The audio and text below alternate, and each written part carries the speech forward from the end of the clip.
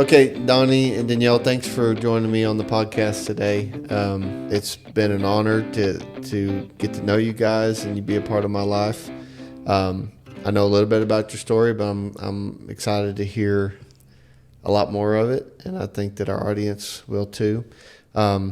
We obviously met at church, and I kind of put a plug in y'all of, hey, what y'all think about it? Would you pray about it? And you guys just come off a fast. Yes. And so you had prayer and fasting to think about it and ask God, and then you agreed to it. So just want to start off by saying thanks for being here tonight. Thanks for having us. Excuse me. Okay. So we'll start individually. Danielle, tell me, where you're born, kind of just where you grew up, what your parents were like. Oh, my mom was, I'll just say it, a holy roller. She was a godly woman, always chasing after God's own heart. My dad was in the backyard smoking pot and drinking. My dad would get a wild hair every 2 years, and we would go from Orange County to Northwest Arkansas, back to Orange County. We landed here 28 years ago, just wanting to get out of California. And so here we are. Wow. Okay. Donnie, what about you? Well, I was born in California, and my parents, we were all into church when we were younger, and then it seemed like after we bought our first house, everything went downhill. They started arguing, and he never started coming home after work. He just started getting drunk, and they were pushing me into sports because my dad was a big sports guy, and I wasn't. And they made me go, and I started rebelling, and turned out to be a rotten kid. And they finally got divorced when I think I was 16. And I went to live with my dad, and he still partied all the time. And of course, I wasn't into partying at that time. I just worked out, and I wouldn't even take aspirin. I was just totally against any kind of pills. But then when 18, 19 came around, I changed all that and pretty much tried everything. And After you got out of high school? Yeah. Well, I dropped out of high school in 10th grade. Okay. And got a job at a countertop shop, building countertops. Wow. Okay. So, but your parents always stayed together, or did they? My parents were together until my dad died. But your dad didn't really take you. He wasn't part of the going to church, and that was only your mom. Correct. So, did your mom make you kids go to church with her? I mean, I wouldn't say she made us, but we. But I mean, we you went with her. Yes. Mm-hmm. Yeah. Yeah. And then, Donnie, do you remember much of your family going to church as a child? I could picture it in my mind, He'd make us dress up, suits and everything, fancy, shiny shoes. Got to have my shoes shined, everything. Wow. I remember that. It was Sunday school and the whole deal. So that you said that the trouble started after they bought a house? It seemed like it. Wonder if it's just maybe financial struggle that kind of Yeah, I don't know. set the stage for problems, maybe. So let's fast forward to how you guys met. Okay, you ready for this? Yeah, ready for the story. I got pregnant by and then married my cocaine dealer. That was me. I wouldn't recommend it. But I think we first met when you wanted to rent the limo, I think, right? Or because I had a limousine that I used to drive around, sell cocaine out of the back. Had my friends take turns driving me around. And her and her friends wanted me to take them to Cats or something. And I stood them up.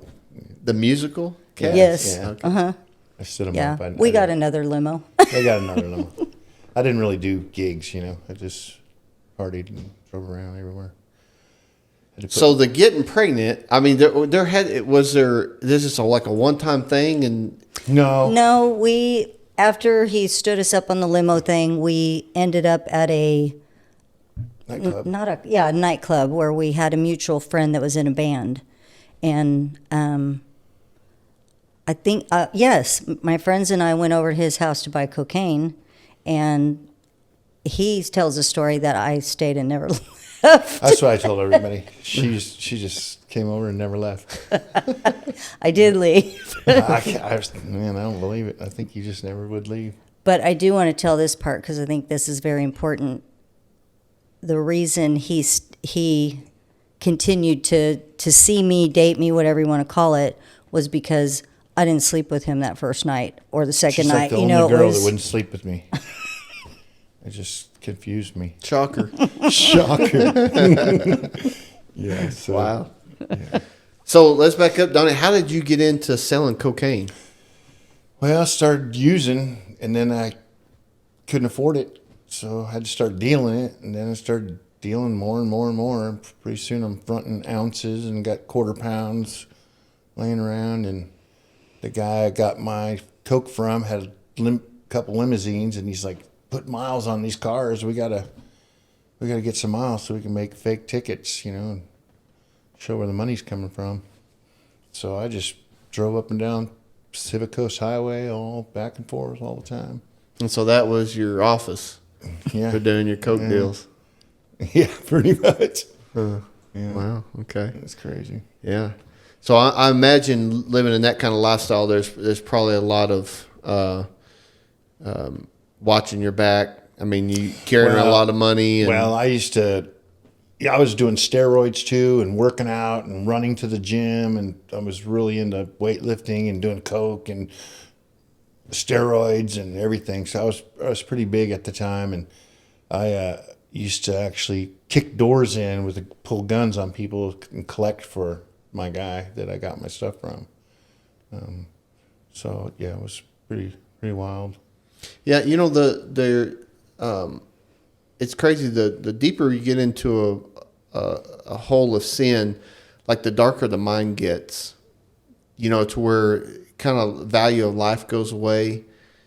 Because you could easily have kicked in a door and somebody shot you right at the door, Yeah, killed you. But in those moments, out of sin produces a lot of ignorance. We do a lot of ignorant things when we're for sure. caught up in sin, and it's just crazy the things that God. It just shows that God protects us even when we're ignorant, even when we're really not.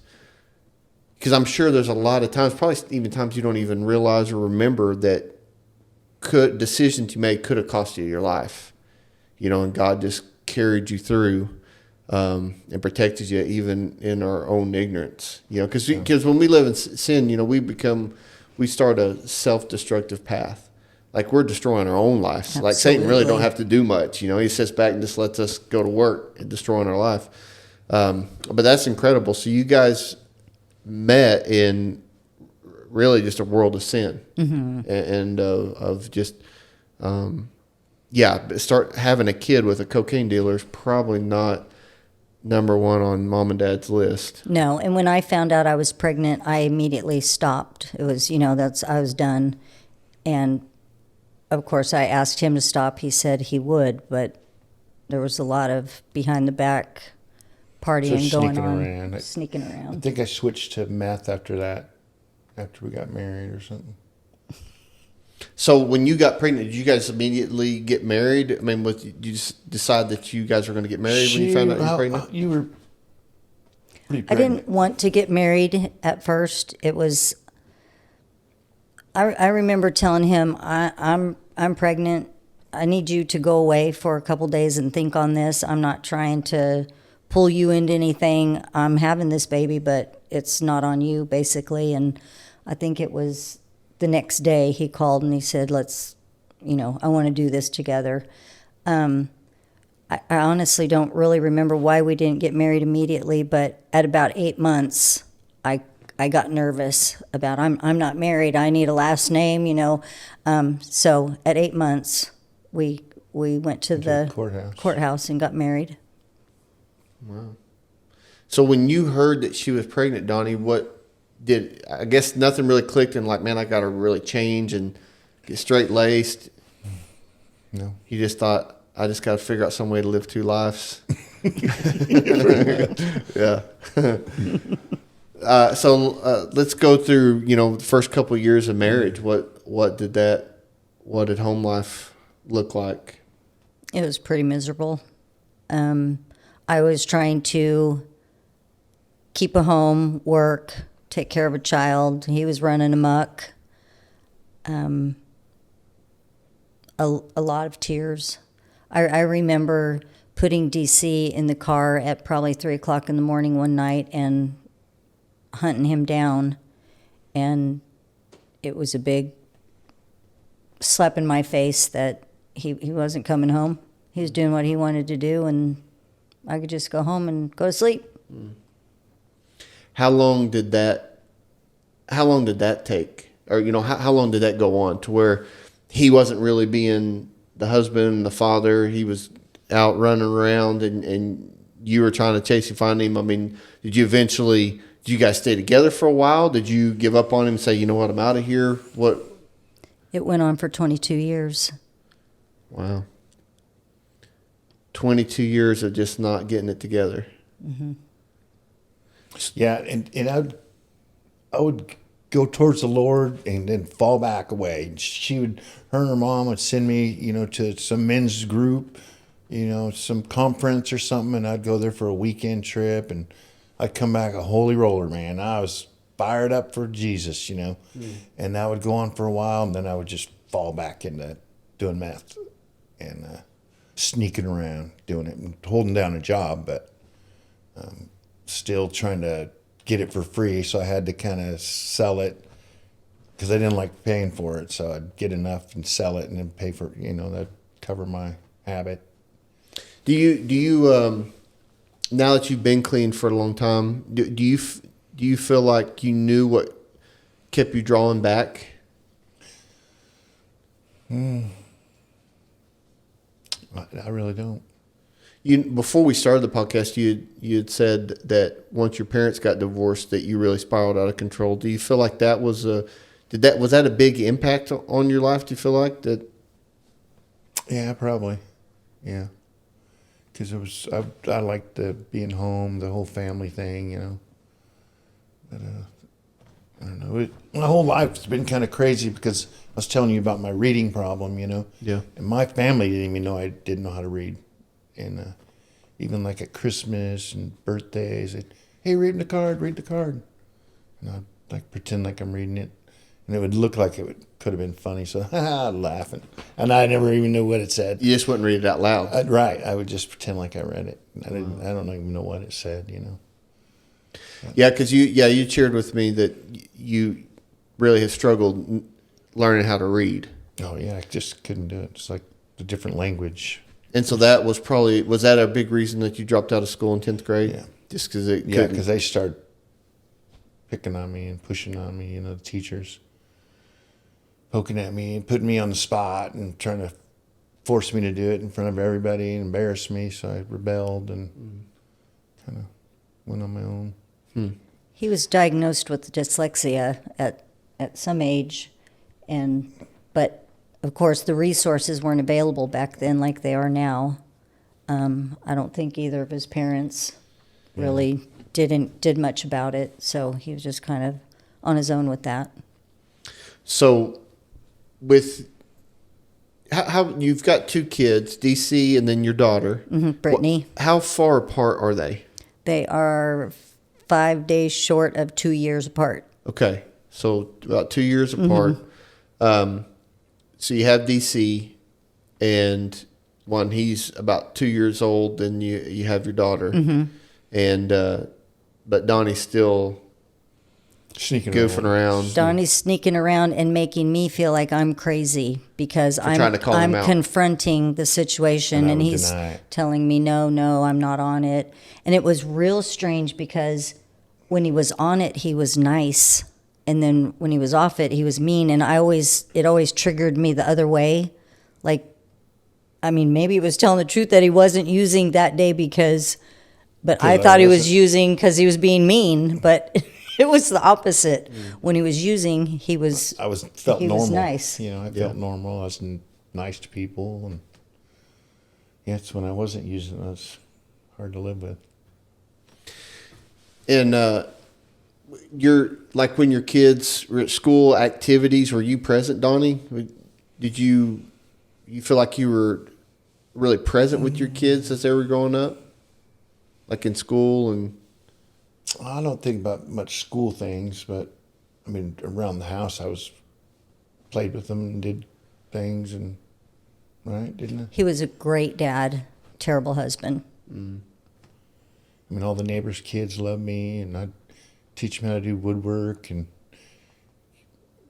I had little kids over there drilling holes in wood, and I'd show them how to patch them and plug them and different things. They were just having a great time, But because I always had woodworking stuff, my whole life. so the addiction just basically It just became part of my life where I just had to do it, and if I started to run out, I would start panicking, So I'd make sure I'd have to leave and come up with a reason to go find some, because I might run out. So I just always, had it for. But you were able to function, have a job, Yeah, and maintain somewhat of a home life. yeah. Until I started smoking it, and then, I was just snorting meth I could function. But once you start smoking meth, you start taking stuff apart, and you don't know how to put it back together. You're unorganized, and you're just Start going crazy. You're trying to wash your car driving down the road, hanging out the window. I mean, you do weird stuff. Yeah. Yeah. I remember one night, he was probably out looking for some. We were what I call the Kool-Aid house. All the kids hung out at our house. They got a hug coming in and a hug going out. We actually would do Bible studies I would do Bible studies with these kids that a lot of them didn't have good home lives. Some of them didn't have a meal except at our house. The pantry was open to them. They were welcome to anything in there. We had a refrigerator in another room that anything in there you're welcome to. So they were just very comfortable there. But anyways, we had several over one night, and he was gone, and somebody pulled up in a truck and pounded on the door, and was like, what's going on? Well, there was probably 8 boys there, 16, 17 years old, and these are country boys. Well, this guy, I opened the door, and he's got a gun. Where's Donnie? Where's Donnie? And I'm like, I don't even know. Well, these boys went out another door, and they all got their guns from their hunting guns from their trucks, and the guy went away, but they were all armed and loaded at that point, just in case he came back. And it was just something that I had never experienced or thought I would ever experience. That wasn't. I was a good girl. Yeah, it's not normal. Yeah, that's not normal. Yeah, that's crazy. It's crazy that you were able to somewhat function normally being an addict that long. Mm-hmm. Yeah, I would say that's.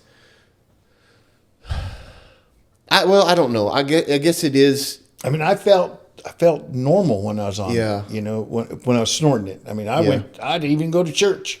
Wow. And Yeah. it was just. I guess it can be maintained for a while.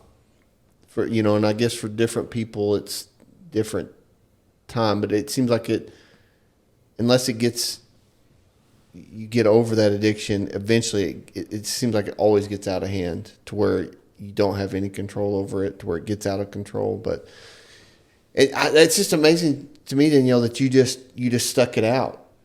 You just what do you think just kept you in it? My sister and I jokingly say we are loyal to a fault. We watched our mom stick it out. I think for a very, very long time he was my drug.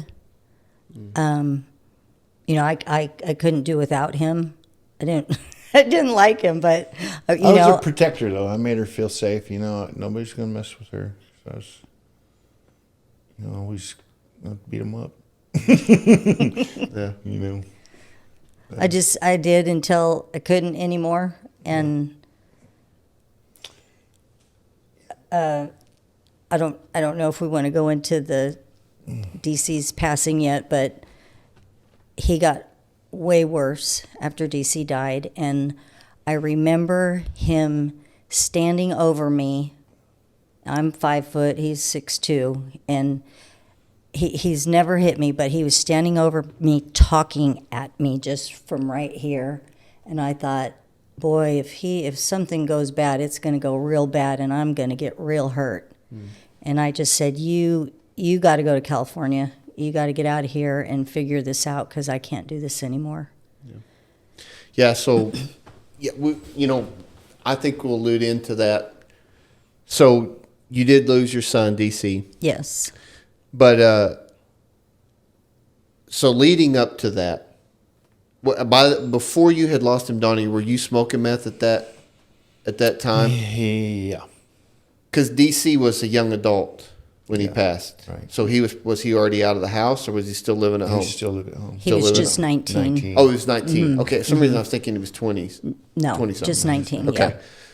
So when he was, so at that moment, you were smoking meth at that time? Yeah. So you were starting to spiral out of control. Yeah, because we lived in a pretty good house, and I had a shop and my own business, and I was building trade show exhibits and stuff, and I was doing it out there, and he had worked in my shop with me and some of his friends, I'd teach them how to work, and when I'd get big jobs, bring them all in, help. But I'd run around, go hide and do some, come back in there, Sometimes I'd work like a couple weeks straight, just 24 hours a day for I think I did 3 weeks one time. And that's where it got really loopy. And then after that, I just started spiraling worse and worse. And then we started to lose the house. I couldn't do my jobs, and clients were getting bummed because I was, doing it. I was doing like an 8 ball a day just to stay awake. So you finally got to a point to where you were no longer functioning addict. Right. Yeah. Just losing it. Because I knew that, we've known each other for a while, and I knew that you had a cabinet shop and that you had lost your cabinet shop. And so that's the point to where it really started. You no longer were able to function. It gotten kind of controlled your life. Yeah. And when you guys were starting to lose things, did you know it's from his addiction? Yes. Okay. So were you giving him ultimatums at that point? Were you? Yes. I took Brittany because she was still in high school, and we moved into my mom's house for a time. Just, trying to get her going. I encouraged DC to get out from under him, that things weren't good. And I think I think both the kids knew, not the extent or maybe not even what it was, but they knew something wasn't right. So Brittany and I moved out for a bit, and then we had to put the house up for sale. I mean, there was no other option. And oddly, when we sold the house, we moved in together into a rental house, which I don't even know how that happened. But that was for a while, and then we were able to buy another house. So we moved, the whole family moved into another house, and we were there for a short time, and one of DC's I started friends functioning again. Okay. I was thinking, I was going to ask, I started how did you sleeping get a little more, Okay. and not doing as much, and So you tried to get it under control. Control, yeah. And just. But you never completely gave it up. No. I just cut way back, where I could start sleeping again. And stuff. Because before I just wouldn't sleep. Did you remember like it really hitting you that, man, I'm going to lose my family? Is that what kind of spurred you? Yeah. I didn't want to lose her and the kids, man. It was killing me. Yeah. So you kind of slowed down, get back to functioning somewhat. Yeah, but I was totally scared to stop completely. I was scared. I was going to just fall asleep and never wake up, because I just needed it to function, I thought, So I just kept a little bit around, But I don't know. So you guys move into this other house, and How old, do you remember how old the kids were when he started kind of getting them back together? You guys bought another house. Yes. Well, DC was probably, yeah, he was 19. Okay. When he died, he was exactly 2 months away from his 20th birthday. Okay. So we had been in this house for a short time, probably less than a year. And one of his friends called and said, "Hey, do you know where DC is?" And no, no, we don't. So I called him, and DC was always very good, no matter what he was doing, to pick up the phone, or he would call back very shortly. He didn't call. A couple kids showed up at our house. Where's DC? Well, we don't know. So I started calling around hospitals and police station, and described he was on his motorcycle on his way home, and somebody pulled out from a driveway and out in front of him, and he couldn't stop. So they say his body hit the truck and his spirit just kept going. So in some odd sense, that's kind of comforting that Didn't suffer. Right. It was immediate. Yeah. So when that happened, were y'all both together when you found out? We were. home. And Brittany was with us. So when you how did you say you found out? The hospital had told you that there was. Well, I called the police. There was no hospitals would say anything or didn't say anything. Okay. But when I called the police department, I described his motorcycle, and she said, "Hold on." And so an officer got on the phone and said, "He's been in an accident. He's at Washington Regional. You need to come." And that was the extent. So you guys were living here. Yes. Oh, yeah. Yes. Oh, okay. Wow. But we didn't know he died, and we were on the way to the hospital just freaking out. Well, yeah. Oh, and 8 months before DC died, his best friend died. from 4th grade, been at our house every day, like our own child. When he'd come around the corner, Jeremy was right behind him. I mean, they were you're just waiting for the next one, whoever you seen first. They were really tight. So 8 months before DC passed, Jeremy passed. But on the way to the hospital, we were kind of praying. I called my mom saying, "Hey, we need to pray. DC's been in an accident. Please pray." Called my sister. We wanted prayer. We No just, thought that he had passed. for me, zero. Yeah. That never came into my mind. Wow. So when you walk into the hospital, did they stop you before you go into the room? Okay, that was a really weird experience They too, wouldn't even let because us in the room. Really? they wouldn't tell us anything. I remember walking to the ER door, and a male nurse came out, and he said, I was asking him questions, and he looked me straight in the eyes, and he said, "I'm so sorry, I can't tell you anything." So we had to wait for the officer that was on the scene to get there, which in our minds took forever. Yeah. But he finally came through the door, and he said, "I'm Officer whoever." And it seemed like a forever pause.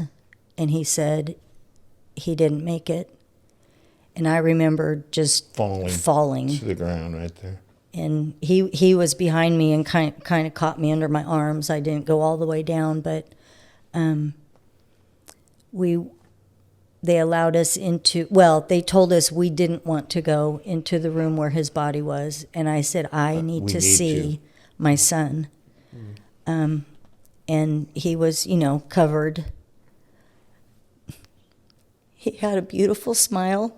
I mean, you couldn't see his teeth, but there was just peace all over him. And I remember saying, "I think I'm going to throw up." And I turned to the sink, and I bent over, and the automatic water poured on my head. And I kind of giggled, and I said, "DC, you little varmint, this is your last act of getting mom." And then you can tell yours. I didn't take it that good at all. Yeah. I seen a little piece of tape on his ear, and his ear was folded, because I guess they had tubes or something. And I just felt like, man, they had a tube right there, and they left that piece of tape, and it just angered me. And then I lifted up, and I felt like he had like a bulletproof vest on or something. It was so padded, and I I looked it up, and they already cut him open and did that weird thing, wherever they do to take your organs out or something. And I just flipped out. Flipped out in the hospital? Yeah, I just. And I had left the room to go get Brittany. She had stayed outside. So she was 17. Mm-hmm. Yes. We went first, and then so I went to get her, and he saw that when I wasn't there. Mm. So Donnie, so instead of, did grief and anger hit you, or do you feel like just anger hit you right off the bat? Grief and anger. Grief and anger. Big time. So what does that look like when you just like just the weight of that realization that your son's gone? Oh, yeah. I imagine there's a million things that like you wish you. I mean, I can't even imagine. I don't even, I've lost close ones, but losing a child, I feel like that would be a different. It really is. Because I lost both parents and a couple sisters already, and it's nothing like. Because your kids are not supposed to go before you. Yeah. You know, I mean, that's not the way you ever think about it. And so, I know just from brief, Donnie, that really spiraled you out of control. But did it you as well, or do you feel like one of y'all had to lock down? Because you still got a kid alive. Yes, and fortunately for me, she's always been very wise. She kind of propped me up. I was just in a grief pit. Mm-hmm. I knew what he was doing, but I didn't care at that point. It didn't matter anymore. I didn't care at all. So do you think that moment started to drive you guys apart? Well, I started smoking meth like crazy again, thinking to take my pain away, And I was still supposed to go to work, and I would smoke meth on the way to work, and I'd just drive right past my work and go pull off in the woods and just stay there all day, just getting high by myself. And then I'd drive home at 4:30 when it's time to come home, and just wouldn't even go to work. So at that time, were you working for somebody? Yeah, I was working for somebody. And they were trying to, let me slide and this and that because they knew what I was going through, Yeah. They let it go for so long, and I had to get fired, Yeah. So what did life look like for that period after? Because I think that you've told me that it really put you into struggle with depression and Oh, absolutely. Depression, anxiety. I knew God was right here, but I did not want to talk to him. Mm.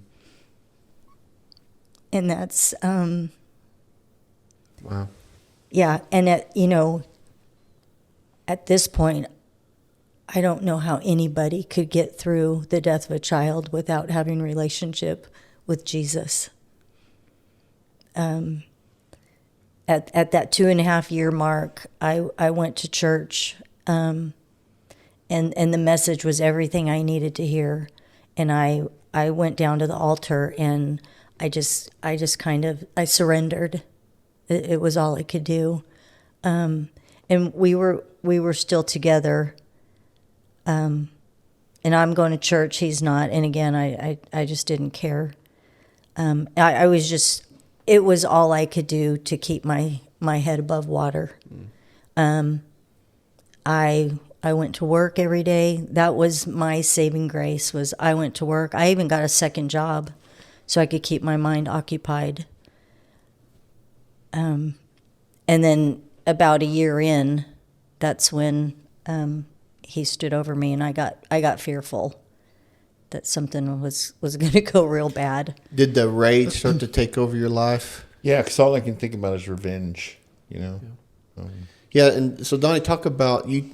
Last night you told me the story how that you made a realization of why God made it a struggle for you to be able to read. Right. I thought about that at church last Sunday. It just hit me because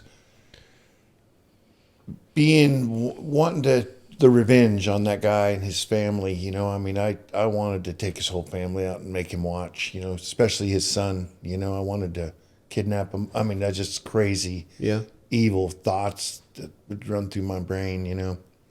But you didn't just think it. You wanted to carry. I tried to figure out who he was, and nobody would tell me, and I couldn't read. You know, she had police reports and had the name and his address and everything, but she wouldn't tell me who he was. And I found the paper, and I'm looking at it and just might as well be in Spanish. I can't read a darn word on it. And I asked people, "Tell me what this says," and they're like, "I ain't gonna tell you."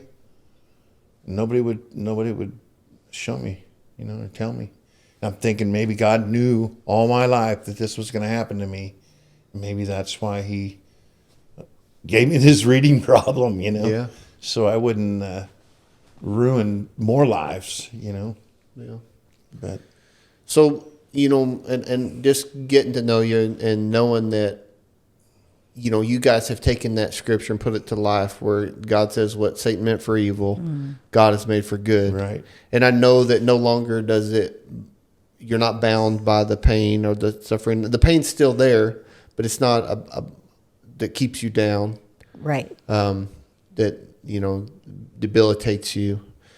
How did that process, I'm asking you individually, how you pulled yourself out of that? Because I would probably do both. I would completely shut down.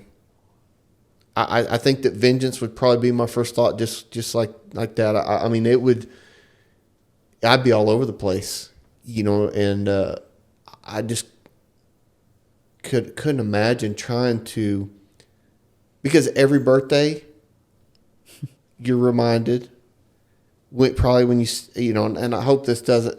You've probably already thought all these emotions, but when you see somebody get married, oh yeah, when you see somebody young have kids, have when a I family, see people working with their son, you know, like you and your son, it would get to me, you know, and just stuff like that. I wish I had that again, you know. Just how do you deal with that now? I mean, how do you not let those thoughts cripple you? I don't know. It's like my boss now. His son works there, you know, and they get into it all the time. I mean, screaming at each other, and I just kind of smile and say, "Man, I would kill for that." You know. Wow. Does it? Have you been able to turn it and just be thankful for the time, the 19 years that you had with him? Oh, for sure. Yeah. And knowing God, you know, getting back with God and quitting all the you know, drugs and stuff really opened me back up to the Lord, of course. Yeah. And I forgave that guy, you know. So When did that happen? I think that I had to get sober, of course. But I think I really forgave him the most when I got baptized at church. Have you ever met him? No. Sometimes I, you know, hope he's doing good. I hope his family's good. And Well, and the reality of that is he lost his family. He lost his job. I guess he went off the deep end too. It probably really messed with Right. him. Who wouldn't? Because it was an accident. He just didn't know he was coming Well, back. he came out of the bar. You know. Right. And we don't know Gotcha. if he had one drink or 10. 12. You know, we don't Gotcha. know. We never will. So you said driveway, but I was thinking driveway at his home. Oh, I'm sorry. No, it was So he was it pulling a- out of the bar. Yeah. Okay. The cops didn't give him a breathalyzer test, let him leave, and come back 4 or 5 hours later to take a breathalyzer test at the hospital or something. He took a breathalyzer test 15 hours after 15 the hours. accident when his lawyer could be there with him. Could be there, so. But, you know, but it sounded like it didn't matter because it sounded like he lost a lot. I mean, it cost him as well. Yes. I mean, it was pain on both sides. Yes. Yeah. So, you know, just kind of fast forward to how I know you guys now, which I think when you said you went down to the altar and gave it all, was that at Living Faith? It was not. It was a different church. The one that's at the Boys and Girls Club. Oh, yeah. Mm-hmm. I don't know the name of it. I but I know can't remember it about. right now. It was there, and I attended there for a short time. And then for whatever reason, I kind of stopped going to church. And then I was searching for a church, so I hit every church on Weddington. And then one day I saw a Facebook post, and my brother had commented how good Pastor Steve's message was. And I commented, I want to go there. What time? And Pastor Steve answered what time, and so I went that next Sunday. And, well, we both did. Sorry. We both did, and we've been there ever since. The thing about Pastor Steve is the house where we lived at, the big house with the shop, right? Yeah. It was next door to Pastor Steve. He was our neighbor for 10 and years. His kids used to come swim in our pool with our kids and stuff when they were little. Wow. And but his dad not a was lot. the pastor at the time. Right. And I think we tried it a couple times. And Yeah, we went a couple times, but we weren't, he was doing his thing. But, yeah. it was kind of Wow. Isn't that crazy? He's our neighbor. Wow. So, I know there's a big thing we have left out, but you guys were at some point got divorced. Yes. When was that after he had passed or before? No, it was after. He passed in 2007. I kept trying. I don't really know what he was thinking, but we divorced in 2009, and I don't know what it was, but last night I sat him down and I said, I have something to tell you. And I said, are you scared? And he said, I'm real scared. And I needed to look him in the eyes and say, I'm sorry I divorced you. But I didn't feel like I had any choice. I had to protect myself and Brittany. And on some level, I regret the divorce. Like I said, I feel it had to be done. But that was in 2009. In 2013, he didn't have to, but he chose to do a bone marrow transplant for his sister. So he had to get clean to save her life. Wow. And he wasn't with me, but I allowed him to come back into the house because it was the only safe environment that he had to remain clean. Because otherwise, wouldn't have happened. And that was June or July of 2013. In December of 2013, Brittany came up. She had a friend that she worked with, and he had just lost his wife, and they had a timeshare in Mexico. And he said, I absolutely don't want to go there. You and your mom and dad, go. He said, all you have to do is get there. Everything's paid for. So we went, and we weren't in a great place, but we were, decent. But I'll let you take it from there because we were vacationing in December of 2013. Yeah, and I was clean at that time because I wouldn't be able to get any, in Mexico, and I didn't. So I stayed clean, and I don't know what to say. Well, what I've heard is when we were there in Mexico, he heard the Holy Spirit say, "That's the mother of your children. Oh, that's right. You need to treat her well." Yeah, that's right. And things changed. I remember now. Things changed. Yeah, and then I started really caring for her, and she's just the mom of my son. Mm-hmm. And our daughter. And our daughter. Yeah. But yeah, I had to step up and take care of her for him. Yeah. Wow. Yeah. Yeah, because, you guys have such an incredible story. Well, a lot of pain. That a lot of pain and a lot of, you got everything for the great making of a sad movie. Drug addiction. Yes. You're not treating your wife right, losing your child, losing your marriage, losing your home, losing your business. But God didn't quit writing the story, and you guys brought you guys back together, through you doing a selfless act of the bone marrow transplant for your sister, and stirring your heart again and the desire for who your wife is, that she is the mother of your children, and that you're there to protect her and to love her, and God's brought you back together, and now you guys are a big part of the church. Me and Jennifer. Well, Jennifer talks about it a lot with Donnie. When she hugs Donnie, it reminds her of her dad. Just the way that you hug and you're built like how her dad was. Yeah. She is absolute. Every time you guys are around, she brings it up. She's like, I just feel like I'm hugging my dad. I mean, because she lost her dad. It was crazy to me, almost threatening how close. I'd never been around a daddy's girl like my wife was to her dad. I mean, they talked every day. Wow. She just adored him, and he was a good guy, but he just, she just absolutely adored and loved her dad, and when she lost him, I remember thinking like, oh my goodness, like how am I going to deal with, right? This is a big deal, but God just put people in her life that reminds her of her dad, that just warms her, and she latches onto that. She just loves it. But I would say both of you guys, I think through that hardship, what I see from you guys is that you guys parent children that are not your own. Like you have a heart for people, like just the way you hug. Danielle, when you hug me like I'm your son. I mean, you truly just, it was almost like, if I was to let go before you were done, you're just going to keep holding on and be like, just like a mom would to her son, be like, no, I ain't done hugging. You're going to be here for a little bit longer. And I think that's such a testament to you allowing God to mend your heart, still allowing the pain to be there, and missing your son. And I know that you'd love to have him back, but allowing it to soften your heart towards people. It probably, when you see a dynamic of a father and son, you probably have more of a heart of, you could tell people like, hey, you're not promised that you got the next day with them. That's right.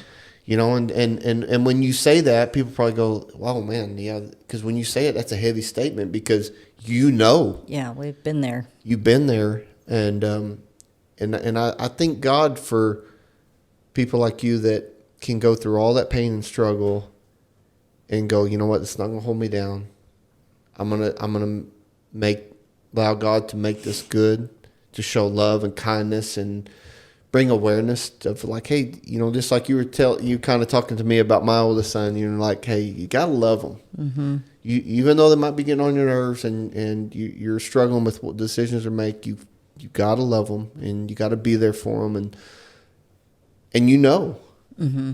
And like Donnie, you said, you would love to have a day to where you're arguing with your son because that means he's there. Yeah. Exactly. I mean, that really was a huge statement. That's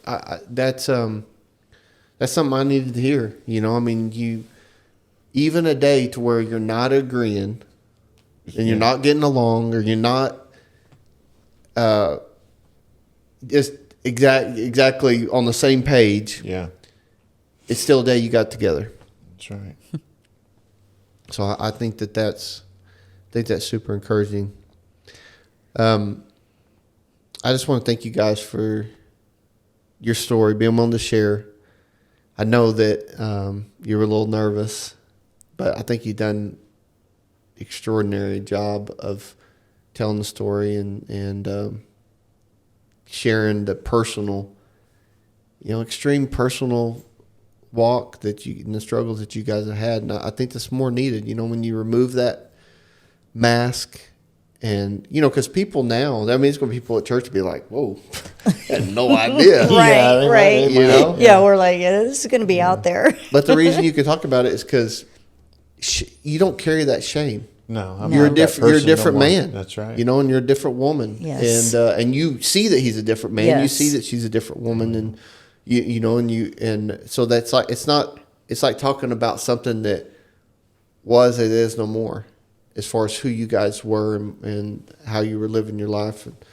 So yeah, it's just incredible. Only by the grace of God. Yeah, for sure. Do we live in the day. And it took me a really long time, but there is beauty in the ashes. Yeah. I have more empathy than I ever knew could exist. People's hurt is people's hurt. No, people used to tell me stories, and they'd go, never mind. My struggles are nothing compared to yours. But pain is pain. And so I learned to love people through their pain, and maybe not so much focus on mine. We have our days, like you mentioned, birthday and anniversaries are probably the hardest for me.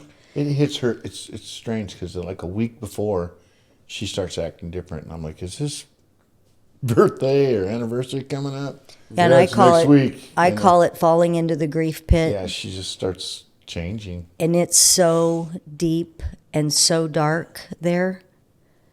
I can't breathe. I can't see.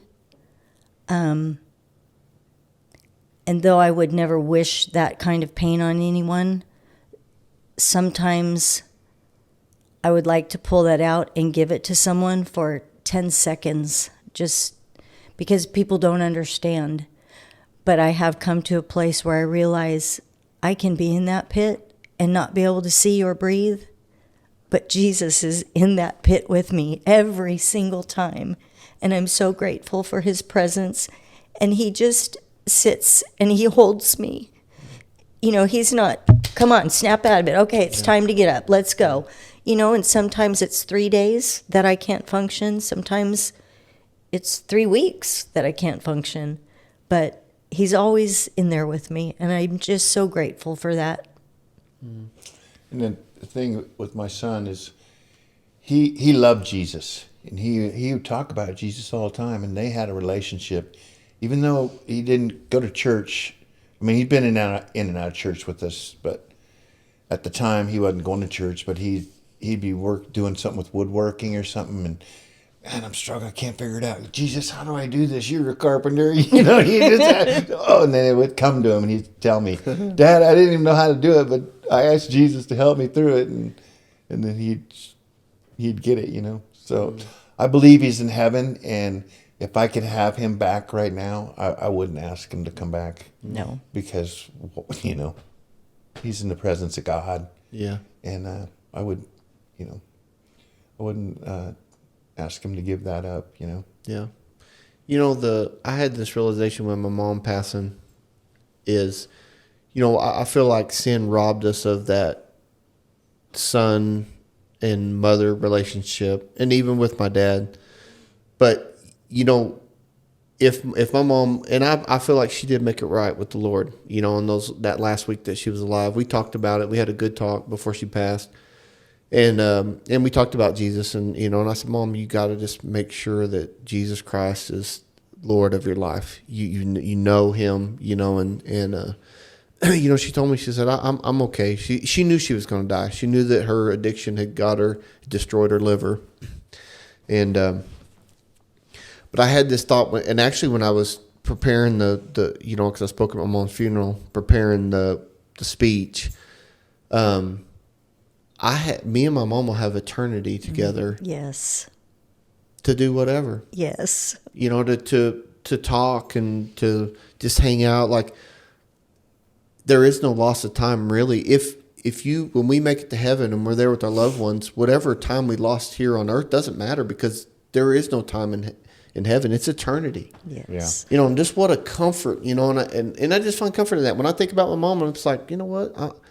I believe I'm going to see her in heaven, and we're just going to, you know, talk and just be in the presence of God, and just not have to bring up anything, any of it, past hurts, any things that didn't go right and that we're not happy with and wish we could change. And when we get to heaven, none of that's going to matter. We're not going to care about none of that. Right. And it's just amazing to me, just the thought of no worry about what we missed out on when we make it to heaven, because we got eternity to fill in the gaps or whatever, whatever it looks like. You know, it's pretty cool. Yes. Yeah. Well, yeah, guys, I appreciate you, and thanks for sharing your story. And it just makes me love you guys even more. Just knowing the struggle and the pain and stuff that you went through, and you stuck it out. Guys are still together, still helping raising your granddaughter that you bring to church all the time, and you know, and with your daughter, and together, and ministry in the church, and loving on people, and just being a part, just being a light, even though you still struggle, and like you said, falling into those pits and still having those struggles. And that's what people need to realize, is that sometimes pain just does not go away. Sometimes there's just a lasting effect of hurt and pain, and that's okay. Mm-hmm. as long as you allow Jesus to pull you out of it. Yeah. Don't get stuck in it and just let God just hold you. Sometimes we get overwhelmed with situations and we just need God just to hold us. Exactly. Yeah. And I think we get too busy for that, to just climb into his lap and stay there for a little bit. Yeah. It's a great place to be. Yeah.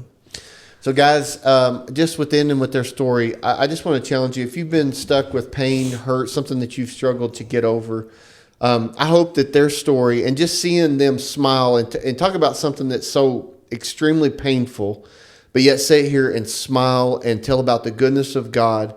And really, without Jesus Christ, that's literally impossible. Yes. To flourish in life and to be a light to others around them, to be a mom and dad to people that's not their children, to just put off that vibe and to show love and to understand that you're not always promised tomorrow, and that addiction, pain, depression can pull you down in a pit, but Jesus Christ can pull you right out of it, and he can put you back on that path that he planned, to where life is life, to where life does not become death, to where it does not cripple you, to where you're not enjoying the joy of the Lord. So I hope that their story encourages you and maybe helps you break out of that pit of depression, of discouragement, of revenge, not being able to forgive. I mean, there's so many levels of inspiration you can pull off their story. So thanks for watching.